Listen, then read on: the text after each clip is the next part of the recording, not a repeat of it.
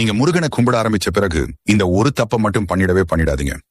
ஆமாம், எல்லாருமே அவரோட சோதனையில இருந்து தான் வந்திருக்கோம். நீங்க ஏதாவது ஒண்ணு அவர்கிட்ட வேணும் அப்படின்னு வேண்டிக்கிட்டு கேக்குறீங்க அப்படின்னா முதலில் முருகன் என்ன செய்வார் தெரியுமா? உங்களை ரொம்பவே சோதிப்பாரு. எப்படி அந்த சோதனை இருக்கும் அப்படின்னா, நீங்க எதை கேட்டு அவர்கிட்ட வந்தீர்களோ, எதுக்காக அவரை வேண்ட ஆரம்பிச்சீங்களோ அது வேண்டவே வேண்டாம் அப்படின்னு சொல்ற அளவிற்கு உங்களை போட்டு சோதிப்பாரு. அந்த சோதனையை எப்படியாவது தாக்கு பிடிச்சு நின்னுடுங்க. வேண்டாம் அப்படின்னு மட்டும் சொல்லி அதை கைவிட்டுறாதீங்க. முதல்ல ஒன்றை ஞாபகம் வச்சுக்கோங்க. எந்த ஒரு பொருளும் நமக்கு ஈஸியா கிடைச்சிட்டா நமக்கு அதோட அருமை தெரியாது.